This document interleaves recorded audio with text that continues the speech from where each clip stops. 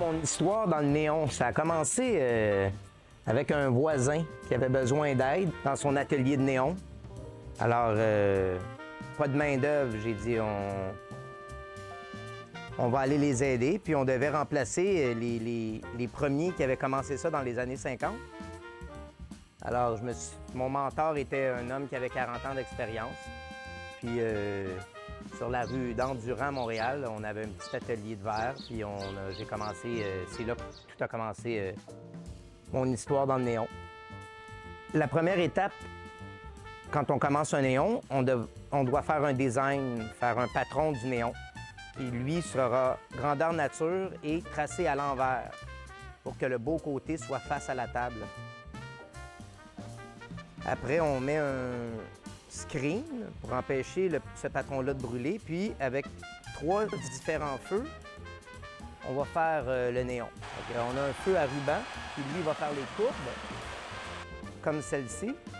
On a le crossfire ou le feu croisé pour faire toutes les bends 90 degrés ou tout autre.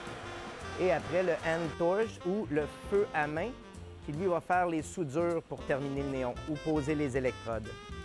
Après avoir posé les 2 électrodes et mis une électrode tubulée et non tubulée, on peut aller au système de pompage qui, lui, va nous permettre de faire le vide dans le tube pour pouvoir introduire un gaz à l'intérieur, le gaz néon ou le gaz argon. Ces 2 gaz-là, argon-néon, ce sont 2 des 5 gaz rares qui existent dans l'air. Après ça, on va mettre une goutte de mercure si c'est du gaz argon et pas de mercure si c'est du gaz néon. Les couleurs chaudes sont faites à partir du gaz néon et toutes les couleurs froides sont à partir du gaz argon. Le gaz néon est rouge et le gaz argon est bleu. Il est mauve et est bleu avec le mercure. Alors aujourd'hui,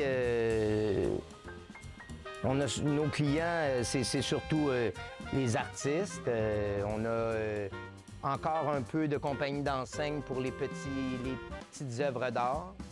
Sinon, c'est les clients résidentiels qui veulent avoir un petit montage pour leur salle de pool ou avoir une petite enseigne néon pour représenter un peu le côté vintage du néon. Présentement, je fais des contrats pour un artiste de street art qui s'appelle Rock Terrien, reconnu internationalement, puis qui utilise beaucoup le néon pour mettre en évidence ses œuvres et puis expose dans plusieurs villes importantes comme Paris, Londres, New York. Mais ce qu'il y a de plus passionnant dans mon boulot, c'est de travailler avec le feu, le verre, la lumière, de voir un client et voir ses yeux s'illuminer en voyant le résultat. Il n'y a rien de plus passionnant que ça et de satisfaisant.